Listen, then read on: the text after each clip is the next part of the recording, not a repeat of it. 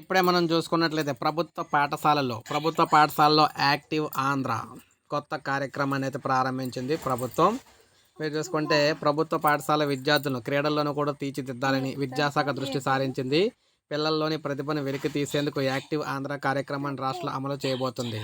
ఆడటం వల్ల విద్యార్థుల మానసిక వికాసంతో పాటు గెలుపోవడంలో సమానంగా తీసుకునే స్ఫూర్తి అలవడి ఆత్మవిశ్వాసం పెరుగుతుందని భావిస్తుంది. ఇందుకు ఢిల్లీ పాఠశాలలో అమలు చేసిన నమూనాలపై కూడా అధికారులు కసరత్తు చేస్తున్నారు. వేసవి సెలవుల వరకు కూడా ప్రయోగాత్మకంగా మంగళగిరి నియోజకవర్గంలో నిడమర్రు పాఠశాలలో ఈ కార్యక్రమాన్ని అయితే అమలు చేస్తారు. అసలు ఎలా చేస్తారంటే బడుల్లో విద్యార్థులను 5, 8, 9, 14, 15, 19 ఏళ్ళుగా విభజిస్తారనమాట. వారికి ఆసక్తి ఉన్న ఆటలను రోజుకో గంట చొప్పున ఆడిస్తారు. బడుల్లో కబడ్డీ, ఖోఖో, వాలీబాల్, ఫుట్బాల్ వంటి క్రీడల కోసం మల్టీ కోర్టులు అయితే ఏర్పాటు చేస్తారు.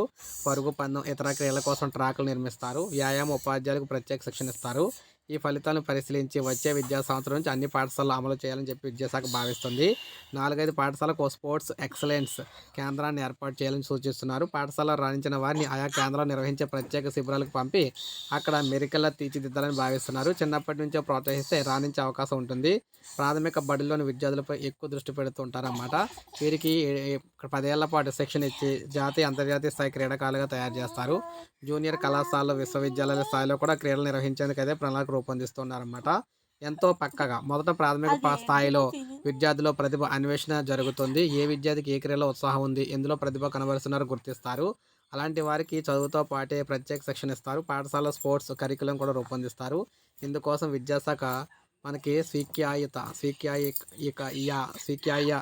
మనకి ఫిట్నెస్ అండ్ స్పోర్ట్స్ టెక్నాలజీ సంస్థతో కలిసి పనిచేస్తుందన్నమాట. సో ఈ విధంగా రాష్ట్రంలో విద్యార్థులకు సంబంధించి యాక్టివ్కి సంబంధించి ఒక కొత్త ప్రోగ్రాం తీసుకురావడం అయితే జరిగిందనమాట. దీన్నే మనకి యాక్టివ్ ఆంధ్ర అని చెప్పేసి పిలుస్తున్నారు. సో ఇది అప్డేట్. ఒక లైక్ చేయండి, సబ్స్క్రైబ్ చేసుకోండి, మన ఛానల్ సబ్స్క్రైబ్ చేసుకోండి.